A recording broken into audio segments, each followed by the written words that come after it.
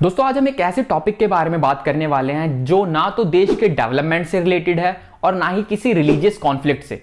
फिर भी ये टॉपिक अपने आप में उतना ही इंपॉर्टेंट है जितना कि कोई और टॉपिक। आज हम इंडिया को $5 ट्रिलियन इकोनॉमी बनाने की बात करते हैं, मल्टीकल्चरलिज्म को प्रमोट करने की बात करते हैं, ग्लोबल प्लेटफॉर्म पर इंडिया को ऊपर लाने की बात करते हैं।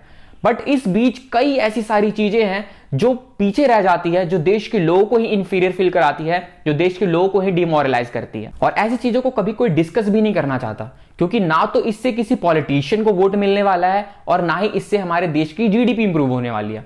शायद वीडियो का थंबनेल देखकर आप समझ गए होंगे कि आज मैं किस बारे में बात करने वाला हूं। आज हर इंसान का राज्य, उसका स्टेट, उसकी पहचान होता है। फॉर एग्जाम्पल, अगर कोई राजस्थान से बिलोंग करता है तो उसको जनरली राजस्थानी बोला जाता है, कोई महाराष्ट्र से बिलोंग करता है तो उसको मराठी बोला जाता है। बट यही चीज अब बिहार के साथ नहीं है। अदर स्टेट के लोग बिहार से बिलोंग करने वाले को बिहारी बोलकर इंफीरियर फील कराते हैं, उसको डिमोरलाइज करते हैं। और ये चीजें ज्यादातर नॉर्थ स्टेट में और अदर डेवलप्ड स्टेट में ज्यादा देखने को मिलती है। बिहारी वर्ड आज एक गाली का सब्सटीट्यूट सा बन गया है।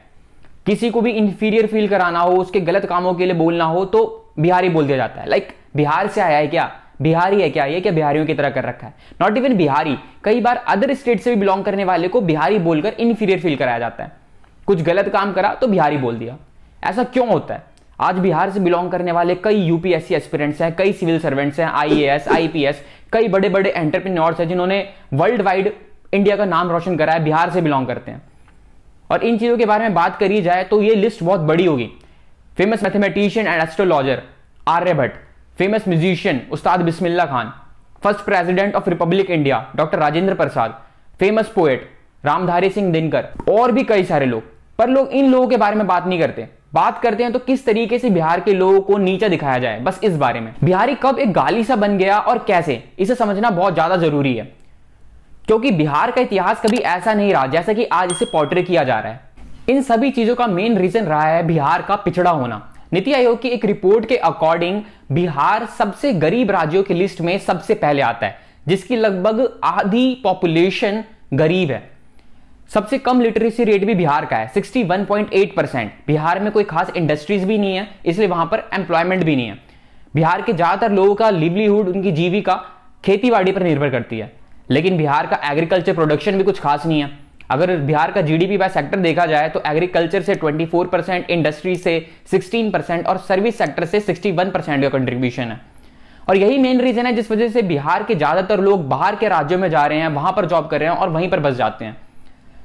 अब बिहार की इस कंडीशन के लिए, इस खराब कंडीशन के लिए कई सारी चीजें रिस्पॉन्सिबल है। उन सभी को एक एक करके डिस्कस करते हैं। First, freight equalisation policy. 1952 में इंडिया में फ्राइट इक्वलाइजेशन पॉलिसी आई, जिस वजह से बिहार जैसे जो मिनरल रिच स्टेट्स थे वहां से इंडस्ट्रीज ने मिनरल निकालना शुरू करा और दूसरे स्टेट्स में जहां पर भी उनकी इंडस्ट्रीज सेटअप थी वहां पर ले जाकर उस मिनरल को यूज करा। बेसिकली ये इंडस्ट्रीज वहां पर सेटअप हुई थी जो कोस्टल एरियाज में थे।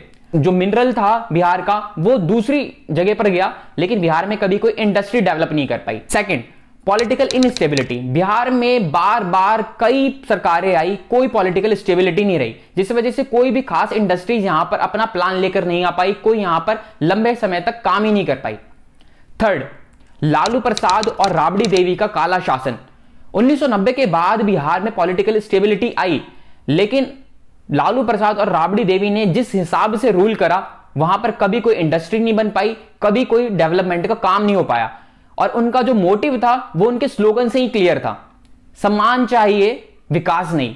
तो वहां पर ना सम्मान अधिकार मिला लोगों को, जाति भेदभाव अभी भी है और ना विकास का कोई काम हो पाया है। फोर्थ, सन 2000 में झारखंड का बिहार से अलग हो जाना, जिसकी वजह से बिहार को कई ज्यादा नुकसान हुआ, क्योंकि मोस्टली इंडस्ट्रीज जो थी वो झारखंड में थी। और इसके बाद बिहार में एक जोक भी बहुत ज्यादा पॉपुलर हुआ कि अब बिहार में सिर्फ 3 चीजें रह गई हैं, लालू, बालू और बाढ़। और भी कई सारे कारण हो सकते हैं जिसकी वजह से बिहार का डेवलपमेंट उतना नहीं हो पाया जितना हो सकता था।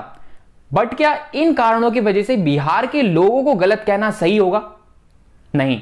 और रीजन सिर्फ इतने ही नहीं थे, क्योंकि पूरे देश को इन सारे कारणों से कोई फर्क भी नहीं पड़ता था। ये चीजें शुरू होती हैं जब कोई मजाक बनाना शुरू करता है इन चीजों का। कई बड़े बड़े पॉलिटिशियंस ने बिहार के सेंटीमेंट को हर्ट करा। पॉलिटिकल लीडर्स लाइक बाला साहेब ठाकरे, राज ठाकरे, शीला दीक्षित, इन लोगों ने बिहार के लोगों को टारगेट करके कहा कि इन लोगों के वजह से उनके यहां के लोगों को प्रॉपर अपॉर्चुनिटीज नहीं मिल पाती। अनवांटेड लॉट जैसे शब्दों का इस्तेमाल किया गया बिहार के लोगों के लिए। बिहार और यूपी से महाराष्ट्र में कमाने के लिए आए हुए लोगों को पीटा गया और तभी से एक ट्रेंड सा बन गया, बिहारी है क्या। और धीरे धीरे कब बिहारी वर्ड एक गाली बन गया पता ही नहीं चला। जब हमने इतने बड़े सेंसिटिव टॉपिक को टच करा है तो इसका कुछ सॉल्यूशन भी डिस्कस करना जरूरी है। सबसे पहले तो बिहार की गवर्नमेंट को अपनी एजुकेशन को, अपनी लिटरेसी रेट को इंप्रूव करना पड़ेगा, लोगों को स्किलफुल बनाना पड़ेगा। आए दिन बिहार में न्यूज आती रहती है पेपर लीक की, चीटिंग की। इन सभी चीजों को बिहार की गवर्नमेंट को सही करना पड़ेगा। कई बार देखा गया है कि बिहार के जो गवर्नमेंट स्कूल के टीचर होते हैं उनको ही कुछ नहीं आता और वो बच्चों को पढ़ा रहे होते हैं। बिहार की गवर्नमेंट को इन सभी चीज पर फोकस करना पड़ेगा। Second, Bihar state land locked है और वहां की जो लैंड है वो बहुत ज्यादा छोटे छोटे टुकड़ों में डिवाइडेड है, इसलिए वहां पर बहुत ज्यादा प्रॉब्लम आती है किसी भी फैक्ट्री को सेटअप करने के लिए। कोई भी जो एंटरप्रेन्योर है वहां पर जमीन के साथ डील ही नहीं करना चाहता, क्योंकि वो कई सारे लोगों के साथ उसको डील करना पड़ेगा, अलग अलग लोगों से जमीन को खरीदना पड़ेगा। एक बड़ी प्रॉब्लम है कि वहां पर इंडस्ट्री सेटअप नहीं हो पाती। बिहार की गवर्नमेंट को इन सभी चीजों पर काम करना पड़ेगा। अभी बिहार बिना किसी खास इंडस्ट्री सपोर्ट के ही बहुत अच्छा परफॉर्म कर रही है। लास्ट ईयर बिहार की जीडीपी ग्रोथ 10% रही है, लेकिन फ्यूचर में गवर्नमेंट को इंडस्ट्री सेटअप करनी पड़ेगी, क्योंकि अगर इंडस्ट्री सेटअप नहीं होगी तो वहां पर माइग्रेशन बढ़ता जाएगा। और इन सभी चीजों से पहले जो मेन चीज है, बिहार के लोगों को प्राउडली बोलना आना चाहिए कि हाँ मैं बिहारी हूं। कई बार लोग जो बिहार से बिलोंग करते हैं वो हेजिटेट करते हैं अपना इंट्रोडक्शन देने में, ये बोलने में कि हाँ मैं बिहारी हूं, वो हिचकिचाते हैं, जो सामने वाले को बेनिफिट ऑफ डाउट देता है, क्योंकि वो खुद जान जाता है सामने वाला कि आप खुद अनकंफर्टेबल फील कर रहे हो अपने आप को बिहारी सुनने में, तो वो उस चीज को और ज्यादा फनी वे में लेता है। कहने को और भी बहुत सारी चीजें हो सकती हैं, बट मुझे लगता है कि काफी है इतना समझाने के लिए। चलिए दोस्तों, मिलते हैं अगली वीडियो में। उम्मीद है आपको ये वीडियो अच्छी लगी होगी। वीडियो को लाइक करें, शेयर करें और ऐसी ही और इंटरेस्टिंग वीडियो के लिए चैनल को सब्सक्राइब जरूर करें। धन्यवाद।